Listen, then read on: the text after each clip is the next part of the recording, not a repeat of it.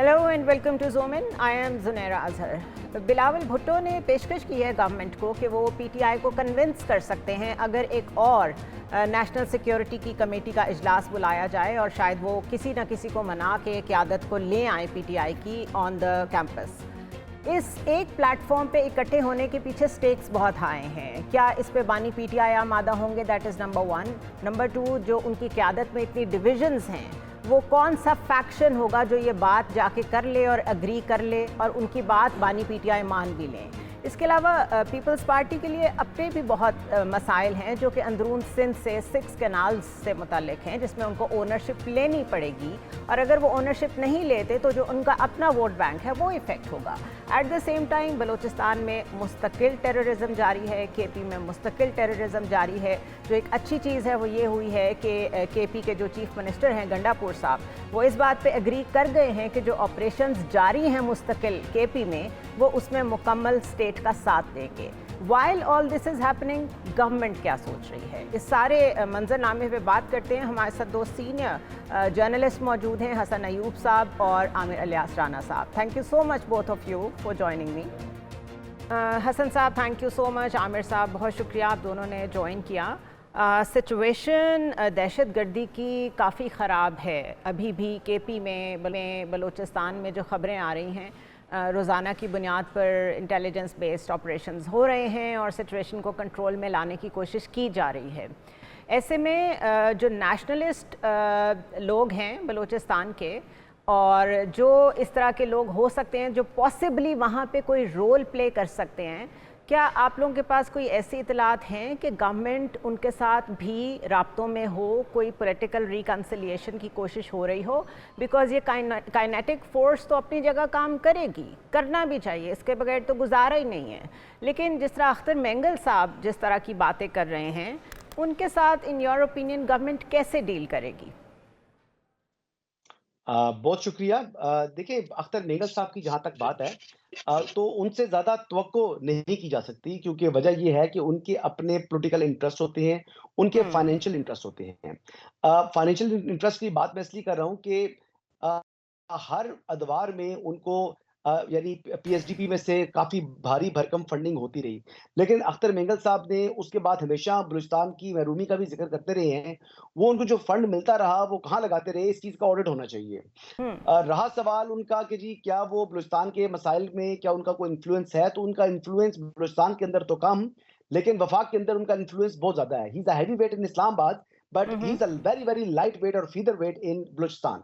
I must say right. That. क्योंकि उनकी okay. अपनी जो तहसील है वर्ड, उससे भी उनमें भी उसमें उनके पास जो है ना वो एब्सोल्युटली उनके पास सपोर्ट नहीं उनको हासिल वहाँ की। एक हम्म। बात तो ये कर लें। दूसरी बात ये है कि अख्तर मेंगल साहब के साथ 40 साल तक गुजारने वाले जो जिन्होंने सफ़र किया था, अभी कासिम रोज़ा साहब, उनके साथ हम्म। जिस किस्म का उन्होंने रवैया रखा, इख्तियार किया, उन्होंने वोट कर दिया था, उन्होंने वोट दे दिया 26वीं आईनी तरमीम के तहत, फिर उनको डी-सीट किया। तो डी-सीट कराने के बाद उनके साथ जिस तरह तज़ीक अमेज़ रवैया इख्तियार किया अख्तर मेंगल साहब ने, वो भी सबके सामने है। अब इनका वही हिसाब है जिस तरीके से उन्होंने इस्तीफ़ा दे दिया नेशनल असेंबली से, तो आई फेल टू अंडरस्टैंड कि फेडरल गवर्नमेंट जो स्पीकर नेशनल नेशनल असेंबली, उनके हम्म। इस्तीफ़े को क्यों नहीं मंज़ूर कर रहे? इंतज़ार किस बात का कर रहे हैं? अग्रीड। और अख्तर टोटली। मेंगल साहब ने जब ऐसे टाइम के ऊपर जब हमारे यहाँ मुल्क में दहशतगर्दी बिलखुसूस बलूचिस्तान की जो जाफर एक्सप्रेस वाला वाक़या था, वो एक वेकअप कॉल थी पाकिस्तान के लिए, पाकिस्तान की ओके। हुकूमत के लिए, रियासत पाकिस्तान के लिए, पाकिस्तान के अवाम के लिए। लेकिन इस हम्म। टाइम के ऊपर वो जनाब एहतजाज की कॉल देना और फिर हुकूमत को ब्लैकमेल करना, रियासत को हम्म। ब्लैकमेल करना, ये उन्होंने वतीरा बनाया हुआ है। लगता है ऐसे ही हम्म। है कि वो पॉलिटिकल फेस हैं और उनके भाई जावेद मेंगल हैं, उन वो लश्कर बलूचिस्तान उन्होंने बनाया हुआ है। And he is basically a brother in law of Harbyar Marri, जो कि हम्म। हेड करते हैं बीएलए को। जी। अब बीएलए के साथ आपकी करीबी रिश्तेदारी है, लश्कर बलूचिस्तान आपका जो है वो भाई चला रहा है, और फिर हम्म। आप पॉलिटिकल फेस बनते हैं और फिर यहाँ पर आप ये आवाज़ उठाते हैं जी कि हमने एहतजाज करना है।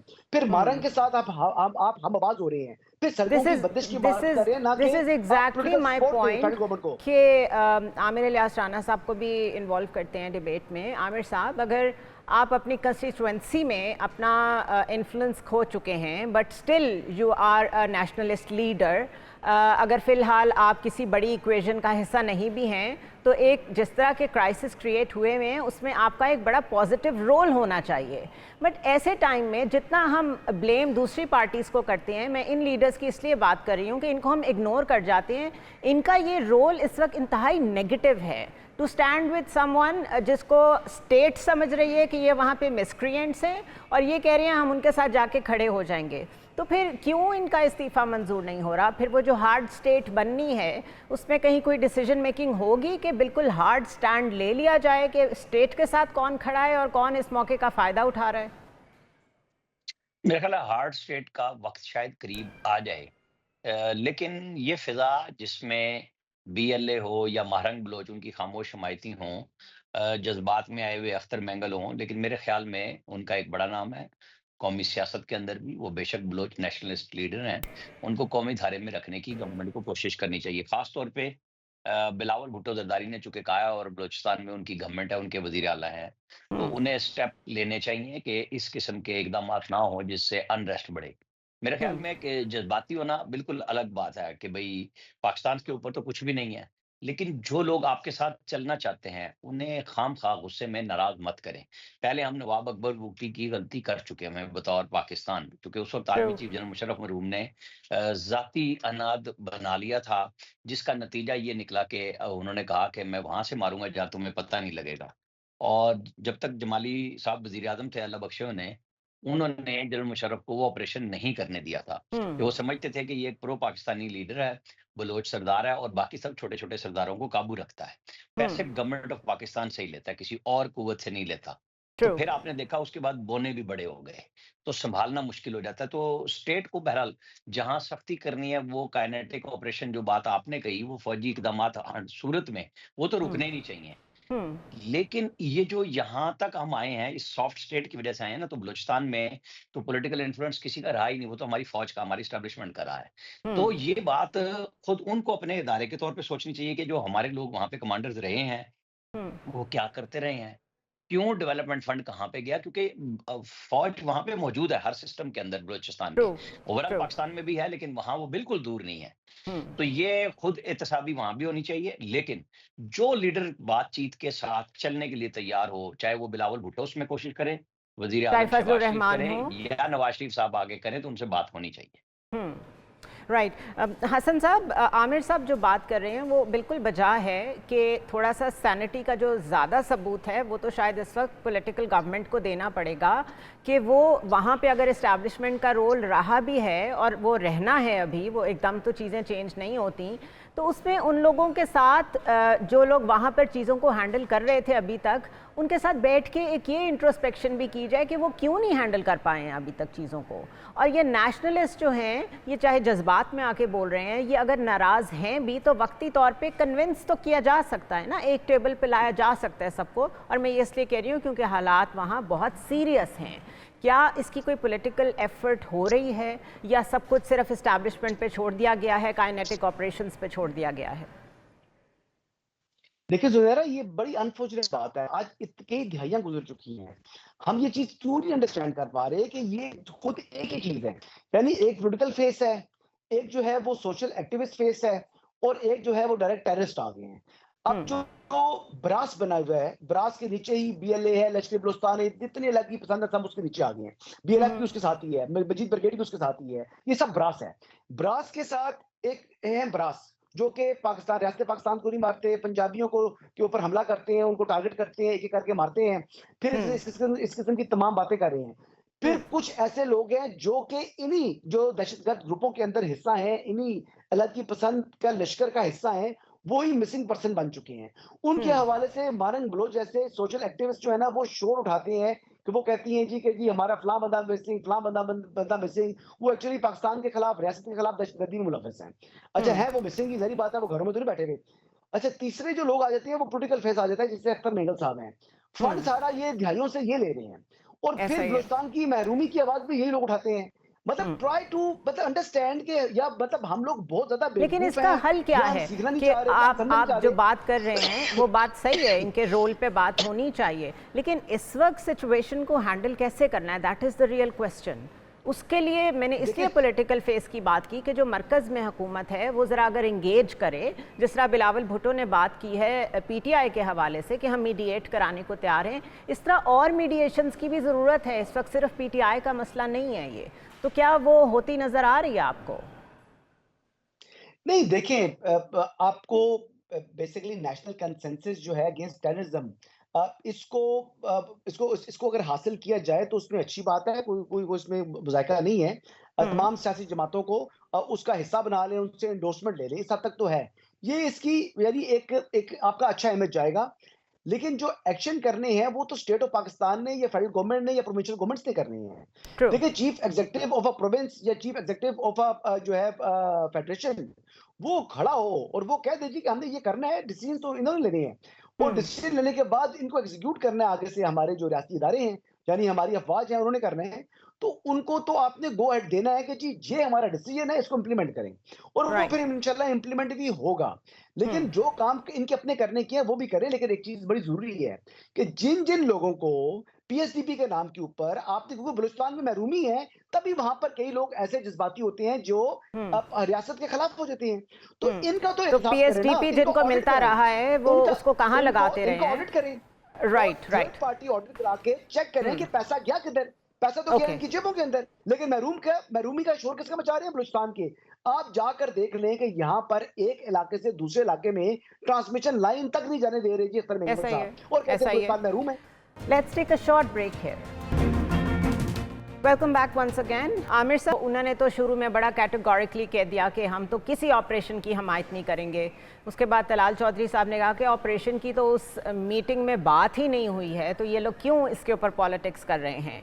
और आज मैं खबर पढ़ रही थी कि केपी गवर्नमेंट का काउंटर टेररिज्म ऑपरेशंस के लिए सिविल इंतज़ामिया को लीड रोल देने का फैसला, और उन्होंने कहा है कि काइनेटिक ऑपरेशंस का सिलसिला जारी रखा जाएगा। इज़ इट सो कि पब्लिक के लिए जब कोई एक बड़ा वाक़या होता है, उस वक्त पीटीआई जो पॉलिसी स्टेटमेंट देती है वो total for the public consumption होता है, उसके बाद जब डस्ट सेटल डाउन हो जाती है तो उसके बाद फिर वो एग्री भी कर लेते हैं चीज़ों पे। यही उन्होंने 26वीं तरमीम की दफ़ा भी किया कि साथ खड़ा होकर कह दिया कि हमें मुसवदे पे कोई एतराज़ नहीं, लेकिन हम बॉयकॉट कर रहे हैं, और आज कहते हैं हम उसके ख़िलाफ़ थे। अब यहाँ एग्री कर रहे हैं कि वहाँ पे ऑपरेशंस जारी रहें, लेकिन साथ साथ कहते हैं हमें अफ़गानिस्तान से बात भी करने दें, हम कोई ऑपरेशंस नहीं होने देंगे। इस पॉलिसी को आप कैसे देख रहे हैं? देखें, पिछले हफ्ते ही ना जो चीफ मिनिस्टर हैं केपी, उन्होंने अफ्तार डिनर किया था जर्नलिस्टों का। मैं खुद गया था, मेरी बात भी हुई थी। उन्होंने कहा जी बिल्कुल कोई ऑपरेशन की बात नहीं हुई इस कौमी सलामती कमेटी में, हम्म। और इसके बावजूद चूंकि हमारा सुबह सास है, मुझे स्टेटमेंट देनी पड़ी। वो मान रहे हैं कि वहां पे कोई ये फैसला नहीं हुआ, ओके। लेकिन हमें लोगों को बताना है कि आपके यहाँ अनरेस्ट नहीं आएगा, कि वहां पे एक तवील अरसा हो गया ना वहाँ ऑपरेशन चल रहे हैं।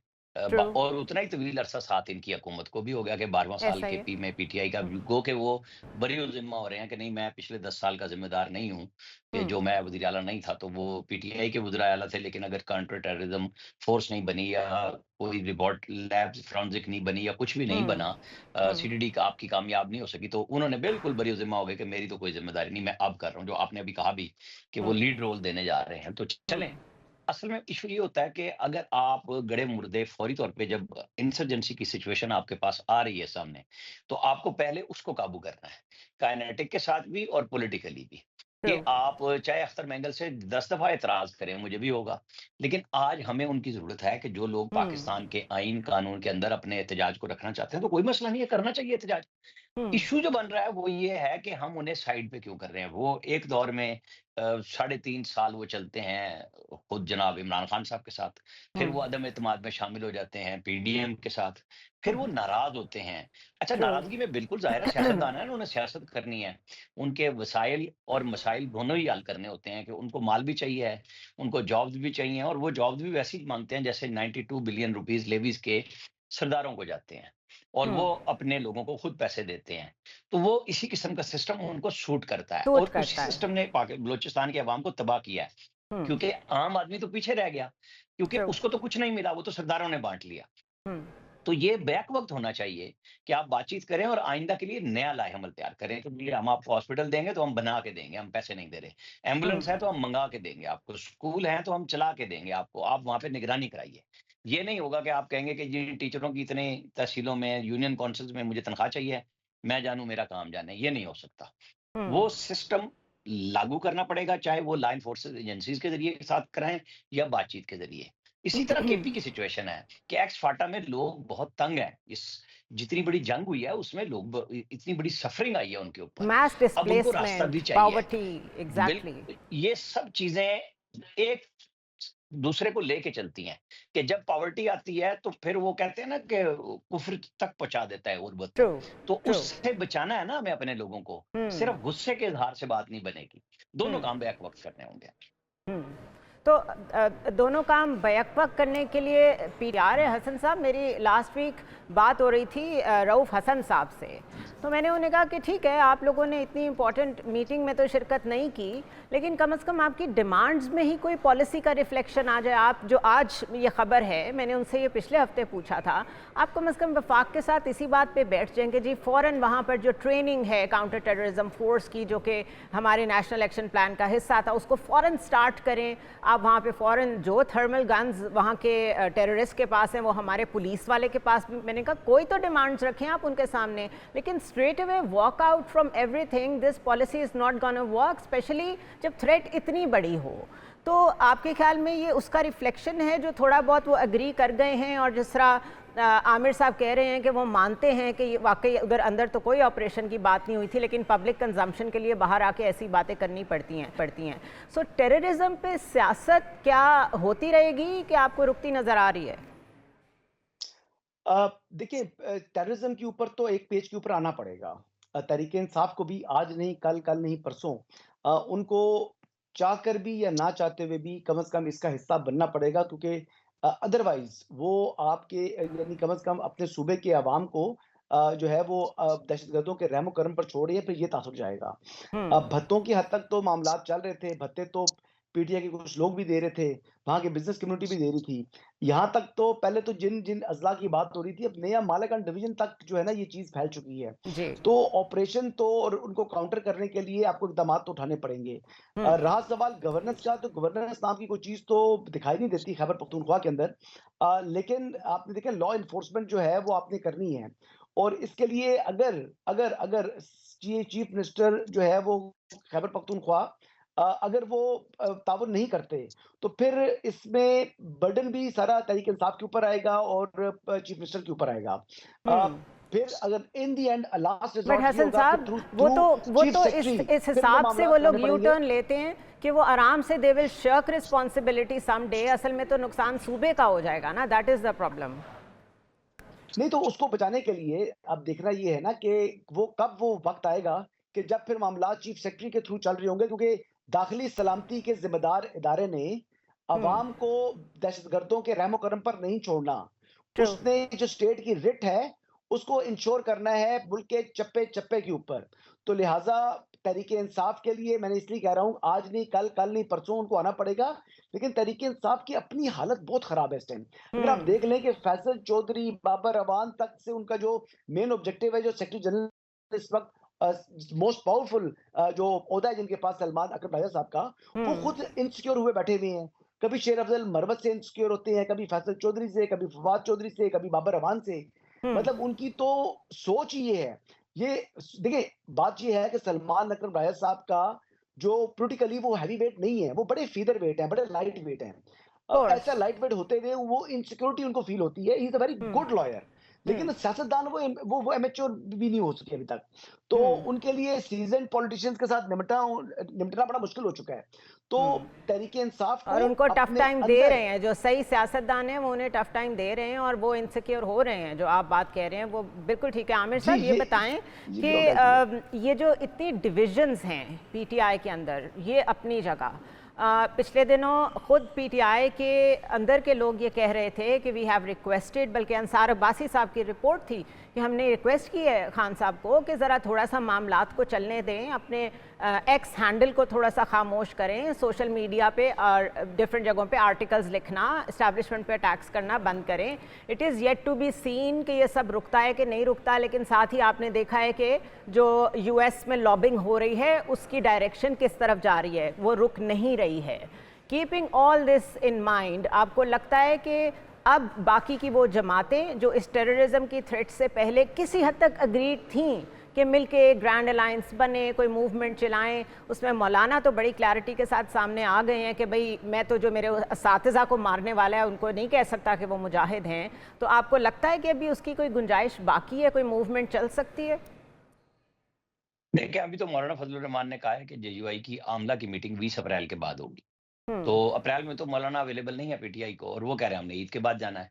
हम्म। सलमान अकरम राजा को भी मैं सुन रहा था, वो कह रहे थे कि जी बिल्कुल गलत सोशल मीडिया पे बात आई कि जी हम इमरान खान ने कहा ईद के बाद सड़कें गरमा देंगे। उन्होंने कहा बिल्कुल नहीं हुई बात, सारा वक्त मैं मौजूद था, हमारा सोशल मीडिया झूठ बोल रहा है। ओके। इस सब के बावजूद ये जो चीजें हैं, जो उन्होंने बल्कि ये भी कहा कि एक अकाउंट से आता है, 10-15 उसको आगे लेके चलते हैं और फिर उसको बयानिया बना दिया जाता है। हम्म। तो ये तो मैं नहीं होने दूँगा। तो ये जो फ़र्क आ रहा है ना, सियासतदानों की आज भी मुलाकात नहीं हो सकी। ज़ाहिर है हम्म। कि वो हाई कोर्ट की अंडरटेकिंग थी, अब वो तो हाई कोर्ट में जाके जेलर को जवाब देना है, वो हम्म। वजह भी बताएँगे, लेकिन ये अनफॉर्च्यूनेट है। जब कोर्ट से ऑर्डर हो गया था, इन्होंने अंडरटेकिंग दी थी, तो वो मुलाकात हो जानी चाहिए थी। कोई ऐसी बात नहीं थी कि इमरान खान का बयान परसों भी तो आया था ना वकीलों के ज़रिए सबके सामने। वो एक्स पे भी आ गया, सारी दुनिया में आ गया, तो ये भी ले आएँगे तो क्या होगा?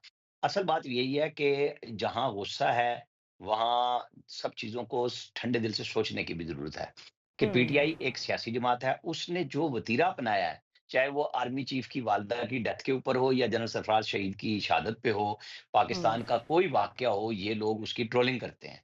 हम्म। हम्म। लेकिन इसका मतलब ये नहीं है कि जो सियासतदान आपके साथ पार्लियामेंट में मौजूद हैं, उनसे आप बात भी ना करें। या हम्म। उनको पॉलिटिकल रास्ता भी ना दें। हाँ, मैं इस बात पे आज भी एग्री करता हूँ कि इनमें हिम्मत नहीं है, इन सियासतदानों में भी, कि जाके खान को वो कह दें कि सोशल मीडिया जो है ना वो आपका हमें खराब कर रहा है, या राइट। आप उस पे ऊपर थोड़ा कम बात करें, क्योंकि ये 14 लोग भी जिन्होंने तय किया पार्लिमानी पार्टी ने कि हम कौमी सलामती कमेटी में जाएंगे, इमरान खान से पहले सोशल मीडिया ने जो काम शुरू किया था, इमरान खान को तनहा कर दिया। तो हम्म। उसके बाद इनको बेदखना पड़ा, ये 2 घंटे के अंदर-अंदर बैक आउट कर गए थे वहाँ से। हम्म। तो इमरान खान के सामने जाके ये भी बात नहीं करते, मसला ये भी है। हम्म।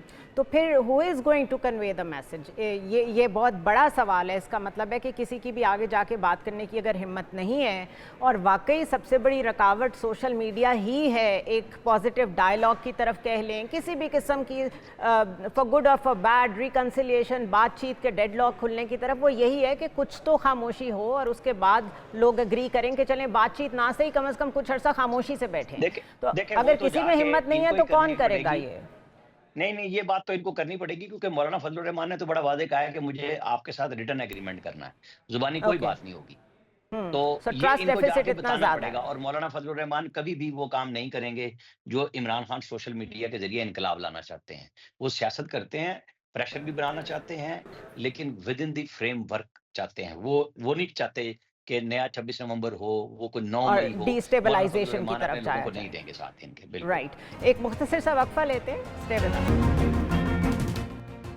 Welcome back to the show once again. Hasan sahab, break से पहले बात हो रही थी, आमिर साहब का ख्याल है कि ये किसी ना किसी तरह कम्युनिकेट करना पड़ेगा बानी पीटीआई को कि जो मेन रुकावट है किसी भी किस्म का मामला आगे बढ़ने में, वो सोशल मीडिया हैंडलिंग है उनकी। आपके ख्याल में आप इसको कैसे देख रहे हैं? कोई कन्वे कर पाएगा? क्योंकि उनके आगे आमतौर पे कोई बोल नहीं पाता, that is number one. Number two, he has his own mind, वो इतना ज़्यादा कोई मुशावरत में बिलीव भी नहीं करते। और नंबर थ्री, वो तो उसे अपनी सबसे बड़ी फोर्स समझते हैं, वो उसे क्यों गिव अप करेंगे? तो क्या आपको ये प्लेटफॉर्म खामोश होते या थोड़े से माइल्ड होते नज़र आ रहे हैं? नहीं, असल में ये प्लेटफ़ॉर्म उनके हैं, उनके अपने अकाउंट्स, जो ट्विटर हैंडल उनका हो गया या पीटीआई ऑफ़िशियल का ट्विटर हैंडल हो गया, वो तो इमरान खान साहब के कंट्रोल में नहीं है ना। वो तो हम्म। अब जबरान अलियास है, अज़हर मिशवानी उनके कंट्रोल में है, और हम्म। वो ऑलरेडी वहाँ पर पाकिस्तान मुखालिफ कुव्वतों के हाथ में खेल रहे हैं, वहाँ से उनको बड़ा फाइनेंशियल इंसेंटिव मिल रहा है, हम्म। कमाई भी है, प्रोटेक्शन भी है, और मुख्तलिफ पाकिस्तान मुखालिफ जो एजेंसीज़ हैं, उनके साथ वो इन्वॉल्व्ड हैं। तो वो हम्म। तो कभी भी इमरान खान की बात भी नहीं सुनेंगे। इमरान खान जेल के अंदर है, बात खत्म होगी, इमरान खान अब क्या कर सकते हैं उसमें? वो रोज़ कुछ नहीं, ना कुछ उससे अपनी बनाकर जो है वो ट्वीट कर लाताल्लुकी दें। का इजहार तो कर सकते हैं ना, फिर कह दें कि उससे मेरा कोई ताल्लुक नहीं है। नहीं, वो किस तरह कहते हैं? अभी तो उनकी जो लाइफ़लाइन ही ये बन रही है, अभी तो वो इस टाइम तो उनको सूट कर रही है ये चीज़। वो तो हम्म। बेसिकली उनका ख़्याल है कि ये प्रेशर टैक्टिक्स हैं इनके, ये प्रेशर एक ही प्रेशर उनका है इस टाइम गवर्नमेंट के ऊपर, बकौल वो जो समझते हैं, उनकी उनकी दानिश में, वो तो उनका सोशल मीडिया है। हालाँकि उनको ये हम्म। समझ नहीं आ रही कि ये सोशल मीडिया दर हकीकत उनकी मुश्किलात में इज़ाफ़ा करने की सबसे बड़ी वजह है। एग्जैक्टली। और आने वाले दिनों एग्जैक्टली। में नहीं, समझ ही नहीं आ रही ना। देखिए, अब एक आदमी को समझ नहीं आ रहा। अब हम्म। आप अगर दिन के टाइम आसमान की तरफ देख रहे हो, सूरज चमक रहा हो और आप कहें कि ये चाँद निकला हुआ है, तो बात तो हम्म। वो चाँद तो नहीं होगा, वो तो सूरज ही होगा, लेकिन वो आदमी समझ रहा है, इस इल्यूज़न में आ गया है। तो तो क्या इमरान खान आपको साहब की यही लगता है सिचुएशन है। कि वो जो देखिए, शुरू में उम्मीद टूटी थी कि इतनी जल्दी आते ही प्रेसिडेंट ट्रंप ने कोई ऐसी फेवरेबल बात नहीं की, बल्कि वो स्टेट ऑफ पाकिस्तान को उन्होंने एड्रेस किया, थैंक यू किया, वो जो शरीफुल्लाह पकड़ के जी। उनके हवाले किया हमारी हुकूमत ने, तो वो ये समझ रहे हों कि इसको ल्यूक वार्म तरीके से बढ़ाते रहना चाहिए, किसी ना किसी स्टेज पे शायद वो ट्रंप कार्ड भी हमारे काम आ जाए, क्योंकि बहरहाल दुनिया को तो प्रेसिडेंट ट्रंप ने इस वक्त हिलाया हुआ है और वहाँ जो लॉबिंग हो रही है और जो कांग्रेस में करारदादें पेश हो रही हैं वो भी आपके सामने है। तो डू यू थिंक ये दो चीज़ें कनेक्टेड हैं? देखिए, प्रेज़िडेंट ट्रंप जो है ना, वो दुनिया को उन्होंने हिलाया हुआ है, लेकिन वो मुस्तकिल मिज़ाज आदमी हैं। ऐसा हम्म। नहीं है कि उनकी उनकी उनकी कोई आदतें जो है वो तब्दील हो रही हैं। वो बातें जो जिस पर वो अमल दरामद कर रहे हैं, ये बातें तो वो पिछले 20, 25, 30 साल से कर रहे हैं। और हम्म। मैंने मुतअद्दिद उनके माज़ी के पास्ट के इंटरव्यूज़ भी देखे और वो हर वो काम करते हैं, जिसमें उनका बेनिफिट होगा। ये जो समझ रहे थे कि इमरान खान साहब को जो उन्होंने बड़ा वार्म वेलकम किया था, वो शायद कोई इमरान खान साहब की करिस्मेटिक किस्म की पर्सनैलिटी से इम्प्रेस हो गए थे। No! He hmm. Was head of the government at that time. और जो सबसे बड़ा इंटरेस्ट था अमेरिका का उस टाइम, जो प्रेसिडेंट ट्रंप समझ रहे थे कि इस वॉर के अंदर, अफ़गानिस्तान वॉर के अंदर billions of dollars America spend कर रहा है, वेस्ट कर रहा है। तो वो इसका कोई ऑब्जेक्टिव अचीव नहीं हो रहा, तो लिहाज़ा वो वहाँ से विथड्रॉ चाहते थे। तो वो हम्म। विथड्रॉ की वजह से, क्योंकि पाकिस्तान एक पड़ोसी मुल्क है और वहाँ पर उनको ज़रूरत थी उसकी, तो इसी वजह से इमरान खान साहब वी को उन्होंने played a warm major welcome भी रोल किया इन था। विड्रॉल इवैक्यूएशन में एंड जी, ऑल वी डिड उस वक़्त दैट। जनरल बाजवा ने एक रोल प्ले किया था, ब्रिटिश आर्मी चीफ भी आते थे उसमें, फिर वो हम्म। दुआ जाते थे, वहाँ पर तालिबान के साथ एंगेजमेंट, बातचीत जो भी तरीक़ाकार हुआ था, वो तो एक अलग हम्म। बात है। लेकिन प्रेज़िडेंट ट्रंप ने जो किया, तो प्रेज़िडेंट ट्रंप की कोई नहीं है इमरान खान हम्म। से। तो इमरान खान से इस टाइम उनको कोई इंटरेस्ट नहीं है, उनको इंटरेस्ट अगर पाकिस्तान में है, तो पाकिस्तान की गवर्नमेंट से है, या स्टेट ऑफ पाकिस्तान से है, या पाकिस्तान की फ़ौज से है। तो उनको क्या ज़रूरत है इमरान खान के लिए, वो एक पूरे मुल्क को अपना दुश्मन बना लें, एक पूरी मुल्क की हुकूमत को और एक मुल्क की फ़ौज को अपना अपना बना लें दुश्मन, उससे दुश्मनी मोल ले लें, तो वो राइट। क्यों उनको डिसप्लीज़ करेंगे? उनका अच्छा हसन ऑब्जेक्टिव साहब, अमेरिका को जो चाहिए, वो हासिल करेंगे। बिलावल भुट्टो क्यों इतने कॉन्फिडेंट हैं कि वो पीटीआई को मना सकते हैं, अगर मौलाना नहीं अभी तक उनके साथ कंप्लीटली किसी सेटलमेंट की तरफ जा सके, शाहिद खाकान अब्बासी की जमात नहीं अभी तक कुछ टास्क अचीव कर सकी उनके साथ, बिलावल भुट्टो को इतना कॉन्फिडेंस कैसे है कि वो कुछ ऐसा कर सकते हैं कि पीटीआई को मेन स्ट्रीम में लेके आएँ? देखिए, बिलावल जो है वो ऑप्टिमिस्टिक हैं, ऑप्टिमिस्टिक होना चाहिए और एफर्ट करनी चाहिए, पॉलिटिशियन को गिव अप नहीं करना चाहिए, मायूसी वैसे भी गुनाह है। बिलावल जो कर रहे हैं एफर्ट करेंगे, देखिए अगर वो कामयाब होते हैं, तो उनके कद में मज़ीद इज़ाफ़ा होगा और अगर हम्म। कामयाब नहीं होते तब भी उनके कद में इज़ाफ़ा है, एटलीस्ट कि वो एक राइट डायरेक्शन में एक एक सियासी जमात को, यानी आप नेशनल पॉलिटिक्स में साथ लेके चल इंगेज रहे हैं, करने की चाहे कोशिश कर कि रहे हैं। ताकि वो एंगेज भी करें, वो उनकी उनकी सियासी मुखालिफ है। लेकिन हम्म। सियासी मुखालिफों को भी इलेक्शंस के बाद उनके साथ कंधे से कंधा मिला के उनको चलाना, ये एक बड़ेपन की निशानी होती है। लेकिन क्या तहरीक-ए-इंसाफ जो है वो बिलावल के बात मानेगी? क्या मौलाना फज़ल रहमान तहरीक-ए-इंसाफ के साथ चल सकते हैं? ये दोनों बातें मुझे मुमकिन दिखाई नहीं दे रही। एक बात तो ये है कि मौलाना का जो यानी वर्कर है, वो और तरह के लोग हैं और हम्म। पीटीआई का वर्कर जो है उनका मिज़ाज ही अलग है। ये दोनों ट्रू। यानी ज़मीन और आसमान का फ़र्क है इनका। तो हम्म। इकट्ठे कोई इनका कैंपेन में जाना, इकट्ठे किसी तहरीक को चलाना और उस तहरीक में जिसमें इमरान खान साहब जेल में हैं और मौलाना फजल रहमान उसको लीड कर रहे हैं और फिर क्या वो डिसिप्लिन में आएँगे जिस तरह मौलाना के लोग डिसिप्लिन में होते हैं? तो ये हम्म। बहुत बड़े सवालात हैं और मौलाना को भी इन बातों का बखूबी अंदाज़ा होगा। तो मेरा नहीं हम्म। ख्याल कि तहरीक-ए-इंसाफ और जेयूआई फिर चल सकती है और मेरा नहीं ख्याल कि पीटीआई जो है वो बिलावल के साथ बढ़ेगी आगे, चलेगी। वैसे अगर सिर्फ आइसोलेशन में बात करें मौलाना फजलुर रहमान की, तो जहां वो और सारी बातें बहुत एक ज़ीरक सियासतदान वाली कर रहे हैं, वहाँ पे साथ साथ वो ये कहते नहीं थकते कि मुझे ये गवर्नमेंट तस्लीम नहीं है, हमारा मैंडेट चोरी हुआ। तो माइनस इमरान खान या माइनस अदर पॉलिटिकल पार्टीज़, मौलाना खुद इस हद तक जा सकते हैं कि वो कोई तहरीक चलाएं ऑन हिज ओन? नहीं, मौलाना के ताल्लुकात हुकूमत के साथ अच्छे हैं। मौलाना के ताल्लुकात पीपल्स पार्टी के साथ अच्छे हैं, मुस्लिम लीग नवाज़ के साथ अच्छे हैं और लेकिन अभी भी पीछे आपने देखा था कि बुके लेके गए थे, प्राइम मिनिस्टर साहब भी लेके गए थे, फिर हम्म। ज़रदारी साहब भी मौलाना साहब के पास गए। अभी सरफराज भुट्टी साहब ने वेलकम किया मौलाना फजल रहमान को, और फिर उनको यानी अपना ही प्रोटोकॉल भिजवाया, उनको रिसीव कराया। तो मौलाना को तो वो इस तरह इज्जत दी उन्होंने, जो मेरी इतलात है, जैसे वो आसिफ अली जरदारी साहब को इज्जत देते हैं। तो इतना जब इज्जत मिल रही हो मौलाना साहब को, तो मौलाना साहब मेरे ख्याल से इस एक्सट्रीम इकदाम की तरफ नहीं जाएंगे, बिल्कुल अपनी रिजर्वेशंस का इजहार करेंगे। मौलाना ने आज तक लॉन्ग मार्चेस अगर की भी हैं, सड़कों पर आए भी हैं, तो इंतशार की तरफ मौलाना नहीं गए, मौलाना तसादुम की एब्सोल्युटली। तरफ नहीं गए। मौलाना अपनी ताकत दिखाते हैं, लेकिन ताकत का इस्तेमाल नहीं करते। मौलाना रियासत को भी मानते हैं, मुल्की मुफाद को भी जानते हैं, और हमेशा अपने मुफाद को जो है वो जो है वो उसके ऊपर रियासत के मुल्की मुफाद मफाद को के तरजीह देते साथ हैं। उसको अलाइन करते हैं, no doubt. Thank you so much Hasan Ayub sahab for अस। इस वक्त अगर सारी सूरत हाल देखें तो फॉल्ट लाइंस बहुत ज़्यादा हैं, पॉलिटिकल फॉल्ट लाइंस, जिनके गैप्स को फिल करने की ज़रूरत है। वो चाहे बिलावल भुट्टो कर पाएँ, चाहे वो फजलुर रहमान कर पाएँ, लेकिन एक बात तय है, गवर्नमेंट को लीड रोल लेना पड़ेगा। ये नहीं हो सकता कि 26वीं तरमीम की तरह जब रिकन्सिलिएशन का मामला हो तो पीपल्स पार्टी आगे हो, और वैसे जब पर्क्स का मामला हो, कैबिनेट बढ़ानी हो, तो उस वक्त गवर्नमेंट खुद आगे हो। सो ये फॉल्ट लाइंस जो हैं, इनको बहुत जल्दी किसी ना किसी तरह फेल करना पड़ेगा, बिकॉज जो दूसरी नेशनल सिक्योरिटी थ्रेट है दहशतगर्दी की, वो इतनी बड़ी है और वो एक्सपैंड कर रही है। इसको एनलार्जमेंट ऑफ थ्रेट कहते हैं। वो जितनी एक्सपैंड करेगी उतना मुल्क के लिए मुश्किल होगा। I will see you tomorrow.